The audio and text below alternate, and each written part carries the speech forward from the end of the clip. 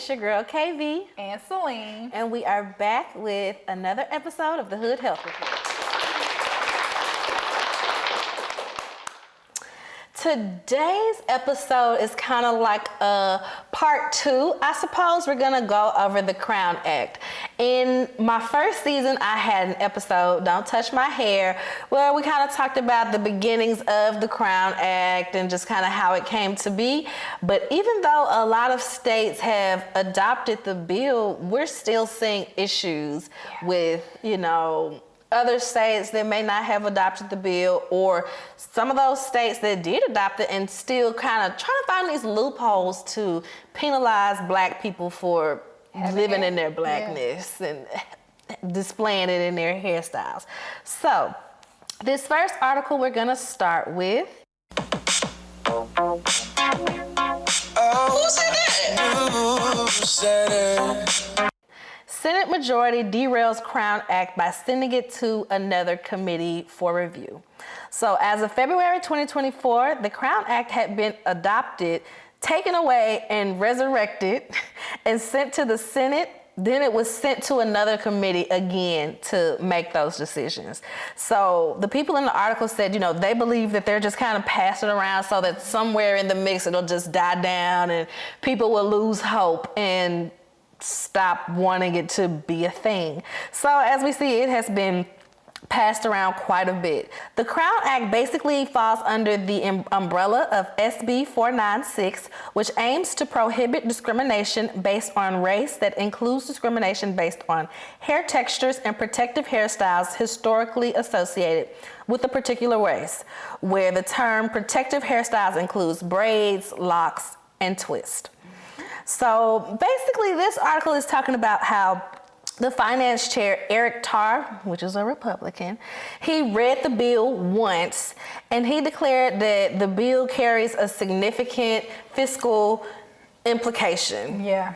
Saying that, if we enact this bill, then a lot of people might find the need to sue if they're discriminated against. Right. But it's like, so you have that little faith in people of actually upholding the bill. So you already know that discrimination is going to continue regardless of the bill or not. That's how I saw it, because there was not even, he couldn't even have proof. They asked him, well, where are you getting this from? Where have you seen examples of this being a fiscal implication? And he had no evidence. He had no evidence. So he's just kind of, trying to find a reason to put it off to that next committee so that they can vote on it. And, it just makes no sense. It makes no sense at all. So contrary to his assumptions, Senator Mike Caputo stated that the states that have already passed this legislation have seen no increase in fiscal impact. So again, no evidence, and evidence actually says the opposite. It's not gonna cost the state or the government all this money for lawsuits, because it's not happening. People just won't discriminate if they know that, there's actual laws in place now. So yeah, the 2020 bill went from the Senate to the House Judiciary, where it basically died. I'm trying to make sure that there was nothing else like from that article that I saw that you did mention. I know that another Republican also said that they felt like that the incidents were rising like schools. So that was like another thing. But I mean, I'm gonna get into that in some other articles. The reason why it's a rising is because of the fact that they're saying they're basing it off the hair, like different things about your hair, but you can't necessarily say one thing and not the other. I don't think the lawsuits coexist as much as they say they coexist with the actual bill. And then they said that some states have already passed the legislation, and the states that have passed it, they haven't really seen any physical impact. So Alaska, Oregon, and Tennessee have the bill enacted. And then also, for people that don't know, CROWN just stands for creating a respectful and open world for natural hair. Okay, so the second article that we read over was about a black student that was suspended over his hairstyle, and they said that he needed to be sent to an alternative program because of his hairstyle. So a black student in Texas was told that he needed to be removed from his high school, and that he would face disciplinary alternative education because of his hair if he did not remove his dreadlocks. He served more than a month of in-school suspension over his hair. His name is Daryl George. He's a junior at Barbers Hill High. He's been suspended since August 31st, and he will be sent to EPIC, which is an alternative school program he was supposed to be sent from October 31st through November 29th for failure to comply with multiple campuses and classroom regulations. Which sound like some bull to me, because they didn't even spell out what these multiple regulations that he failed to comply with. Like, is this just multiple hair policies that you're trying to throw on him? They're trying to throw the book at him, right, just because. Because the fact that they didn't spell them out. I can tell you what they said. So Barbers Hill High Independent School District prohibits male students from having hair that extends below their eyebrows, earlobes, and the top of their t-shirt collars. Additionally, hair of all students must be clean, well-groomed, geometrically, and not unnatural color or variations. And the school doesn't require uniforms. Just keep that in mind. So this young man, he has dreads, but he wears them pinned up so that they're not going below his neck collar. And they are groomed and very nice, because I looked at a picture. We might insert the picture so y'all can see it, just so y'all are aware that his head looks perfectly fine. You wouldn't know that his dreads were longer than the length that they're supposed to be unless you're asking him to take them down, which he's not taking them down throughout the school time. So his mother and the family attorney denies that the teenager's hairstyle violates any of the dress codes because he's not wearing it so that his hair is down. The family filed a formal complaint with the Texas Education Agency and the federal civil rights lawsuit against the state's governor and attorney general, alleging that they failed to enforce a new outlanding law discriminating based on hairstyles. The family alleges that Georgia's suspension and discipline violates the state's Crown Act, which took effect on September 1st. So if you remember me saying, they took him out of school on August 31st, which is possibly just because the bill had not been enacted yet, and then they wanted to switch him over schools after the bill had already been passed, making him miss that month or so of school. And then saying that he can come back afterwards. So I'm wondering, are you going to uphold the Crown Act and not try to penalize him further, or are y'all just saying that he can come back just so y'all can do this all over again and try to move it to expulsion for failure to comply at this point? That was my major question when I saw that part. Right. And then, just so everybody's aware, the Crown Act, the reason it's so important is it is intended to prohibit race-based hair discrimination for employees, the schools, and by just not penalizing a black person for having hairstyles that are protective. So black people wear afros, they wear braids, they wear dreadlocks, they wear twists, they wear bantu knots. There's no reason that they're saying that this child should not be able to have his hair. In my opinion, he's doing too much for y'all in the first place. There's no reason that he should have to feel like he needs to pin his hair up because it's too long. Like, if he wants to wear his hair and it comes down and it's still well groomed, then I don't see the problem with it. But basically, the Crown Act is supposed to protect people from the fact of how their hairstyle is. From the fact that sometimes people judge you based off of a hairstyle. The federal version passed in the U.S. House last year, but it wasn't successful in the Senate. And the school district also filed a lawsuit in the state district court asking the judge to clarify whether the dress code restrictions limits the student's hair length for boys if it violates the Crown Act. So basically, they're trying to go against what they're suing for and just say, hey, because the dress code says he can't have hair past his shoulder length, is he still in violation? And then there was another case at that same school that was also stated in this article where there were two cousins, two boys that had locks as well, and they tried to make them cut their locks.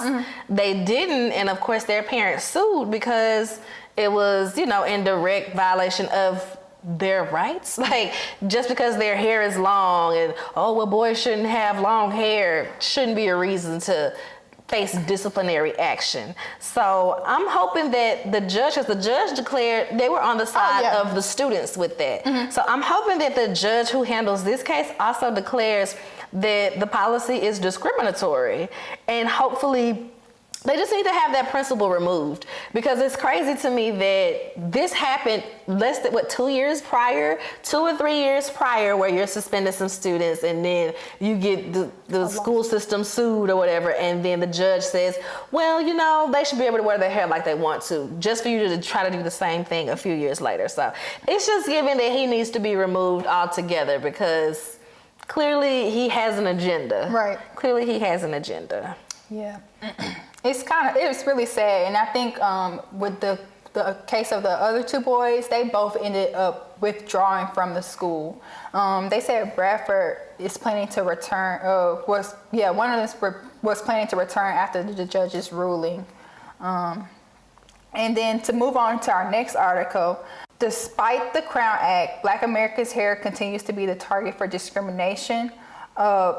It just more so goes into like how Black women, men, and sometimes children are criticized for having natural hair, and they continue to be like scrutinized and even banned from working in school environments. And it's crazy because even after like decades of, striving for equality, diversity, and inclusion, African Americans, they have to be reminded that they, in a sense, based off of your hair or the way you look, are looked at as lesser, or like you're not like grooming yourself properly, or you're not taking care of yourself properly.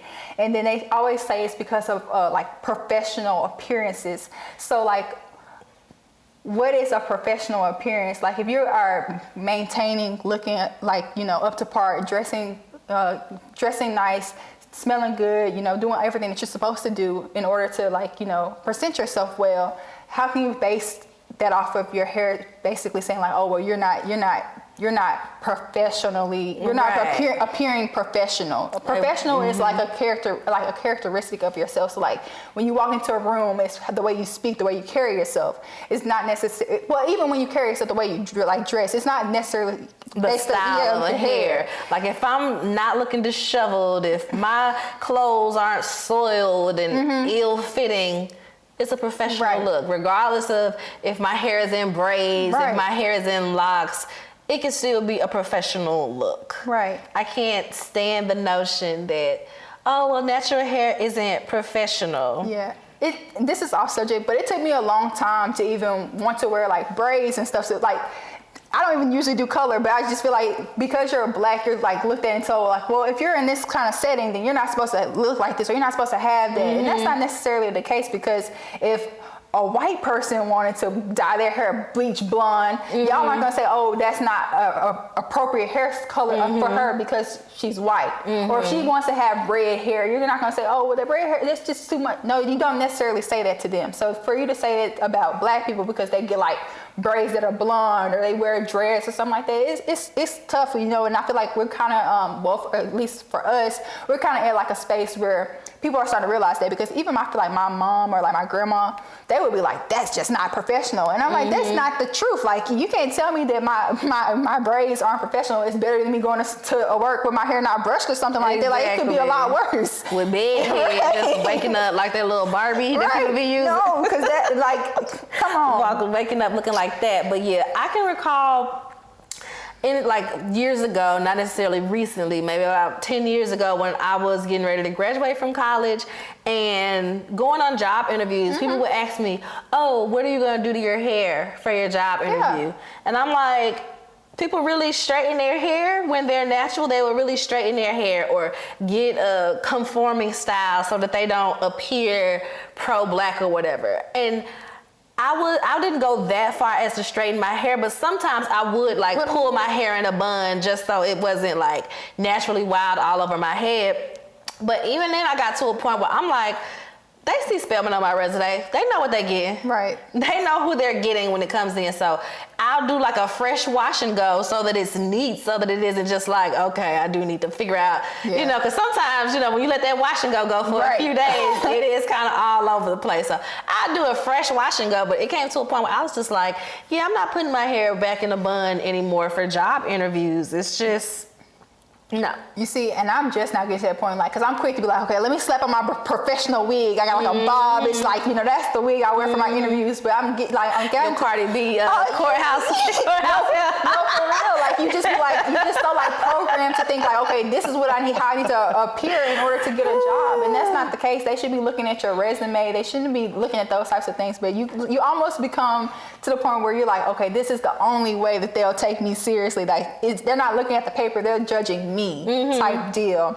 And that goes into like something else I read in the article. They were just saying how many black women no longer even chemically straighten their hair because of like the damage that it causes, like its linkage to cancers and stuff like that. Because that was for me, like I went natural when I started realizing, like, you know, processing my hair is like causing me a lot more harm than health. At that point, I felt like my hair wasn't growing, it wasn't healthy. I didn't necessarily like it. So a lot of black women have gotten away from, like, you know, using those kind of products.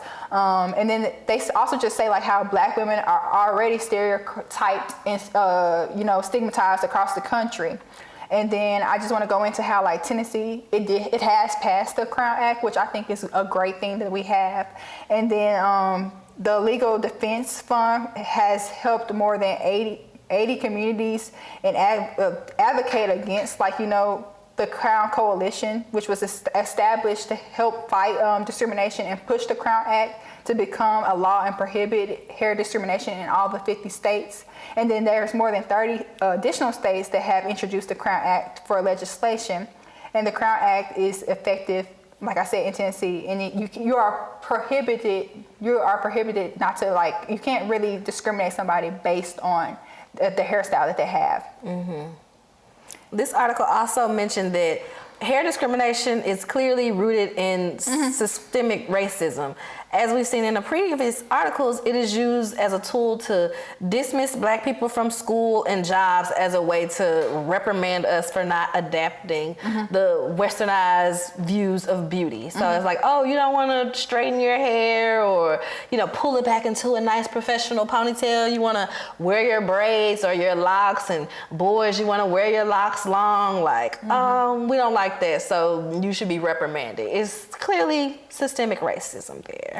Yeah, and then also, just so everybody's aware that hair discrimination is not prohibited at the federal level. It's only legislation. The legislation is just being introduced to, like, the state level, just so you're aware of it. And then also in that same article, they kind of went into like a workplace research study, and it said that black women's hair is 2.5 times more likely to be perceived as unprofessional, and 2/3 of the black women changed their hairstyle for a job interview, which, I mean, I'll admit, I'm one of those people. And then among 41% of them changed their hair from curly to straight in order to even do interviews. And also that black women are 54% more likely to feel that they must wear their hair straight to go to a job interview in order to be successful. Black women with curly or textured hair are 2 times more likely to experience microaggressions in the workplace, and black women with straighter hair are 20% more likely, more than 20% of black women that are aged 25 to 34 have been sent home because of a hairstyle that they have. And nearly half of black women under the age of 34 feel pressured about having a headshot with their hair being straight. Make sure I get all of them. 25% of black women believe that they have been denied a job based off of how their hair looked in an interview. And with all that being said, it's just important to remember, while the Crown Act is a step in the right direction, it does not solve the problem of racial discrimination. That's the underlying root of it. And the article, it finishes off with mentioning different cases where black people or people of color are still targeted despite changes in the law. So students serving detention for wearing braids getting expelled because of hair extensions.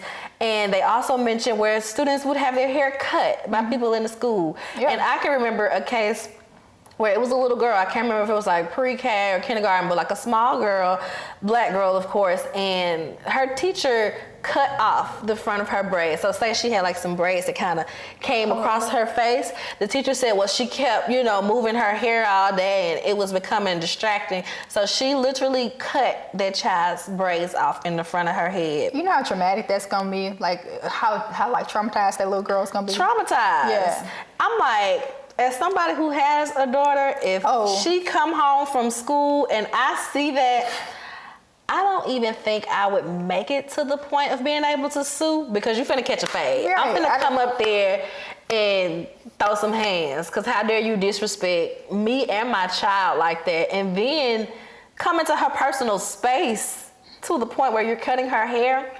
Yeah, and I would have my baby standing right there like, just know mommy always got your back. And this is why you are supposed to call parents. If it did become distracting, you call the parent and you say it to them and you let the parent decide what's going to be done. Right. You don't take it upon yourself to cut the girl's hair without the parent even knowing. Yeah, no, I don't have kids, but if I had a kid and that happened, I probably would lose it too, because that just... Now I gotta cut your hair. Now I gotta cut your hair in front of my kids so that you know how that feels. Like in front of the whole class. Right, like you're not. That's insane. Come up there, the top of the class, and be like, "Hey, can I speak to you for a minute?" Right. And tag it and just tag it, because that's just insane. It is. And to know that it's happened multiple times where school officials or teachers are really cutting children's hair, it's just like the audacity. Right. Do you feel like you're a barber? Because you're not. Switching gears a little bit, but not too much. We read another article. It was called "West Virginia Lawmakers Reject Passage of the Crown Act and a law that bans race-based hair discrimination." Republican lawmakers in West Virginia have rejected the Crown Act, a bill that bans, race-based hair discrimination. More than 20 states have enacted this as a law just to stop the discrimination based against hairstyles. And the bill's rejection has been seen as a disappointment for Black hair advocates in the state, with some of them they feel like they've been pushed aside by leadership. You want to add? So in this article, a West Virginia Crown Act advocate stated that she feels like the country is regressing in its right for African American people.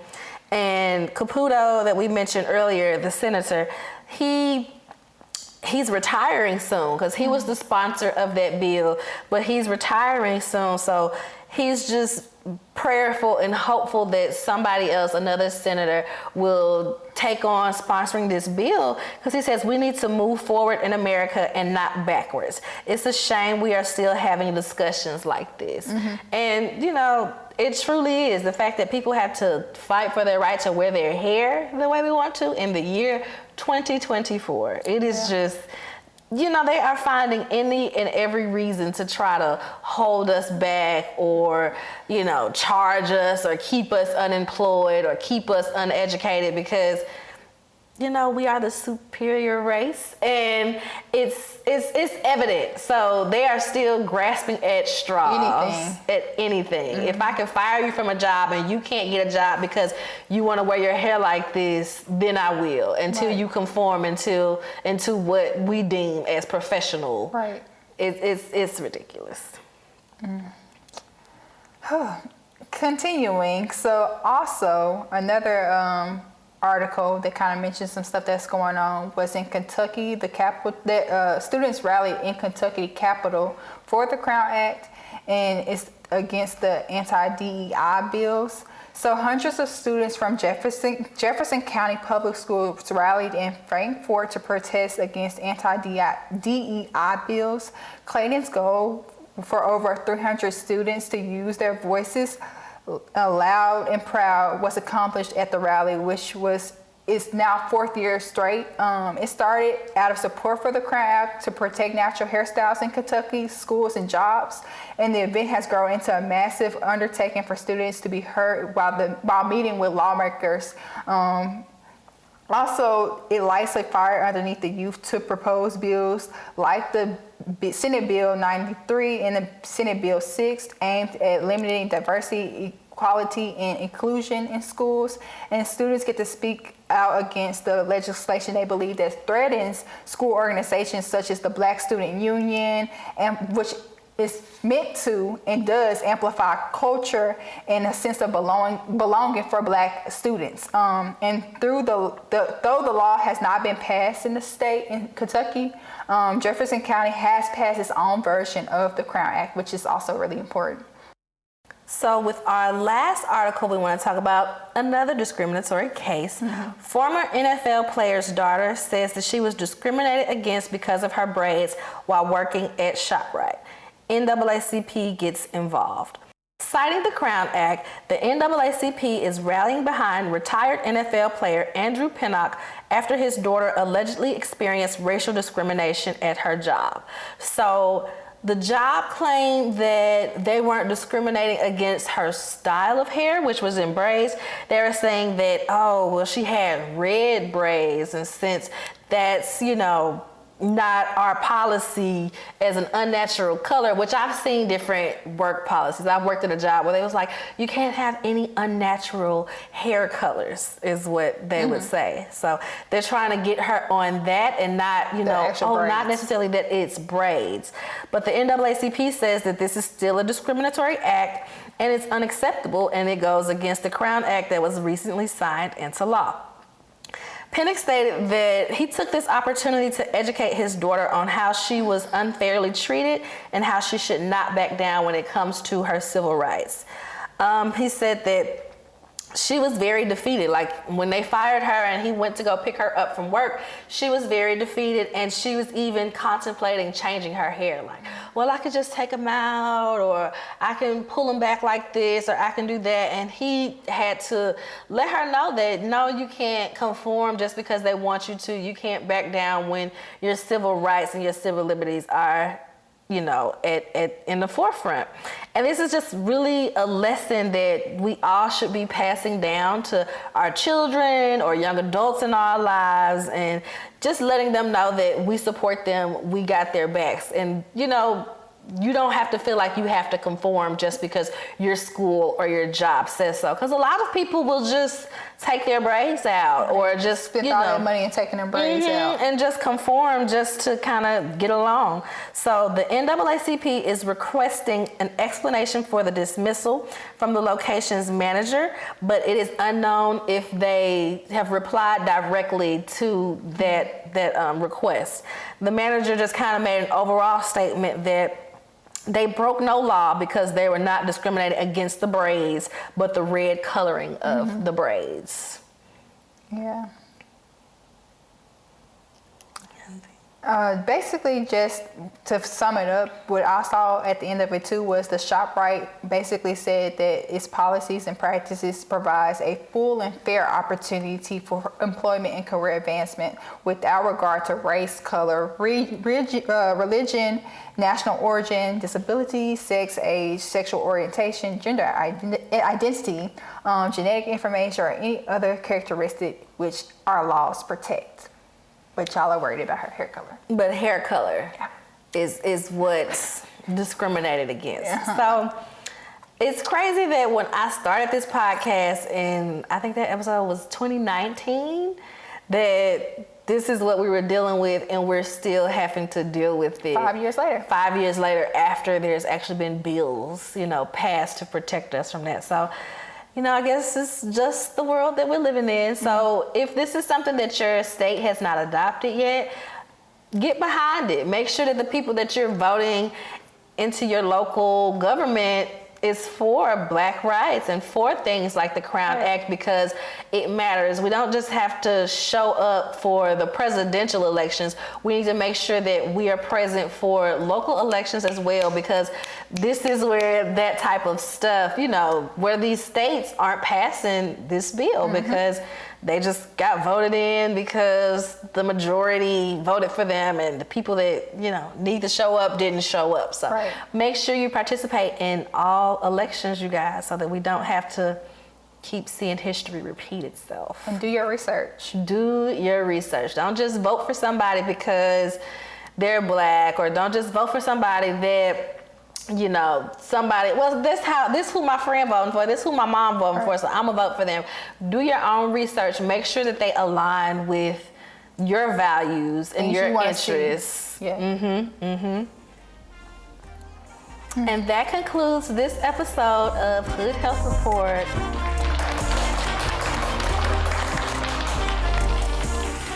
So this is a wrap for this episode. I hope y'all enjoyed it. You can follow us on Instagram, which is Hood Health Report, as well as Facebook and Twitter, Hood Health Pod.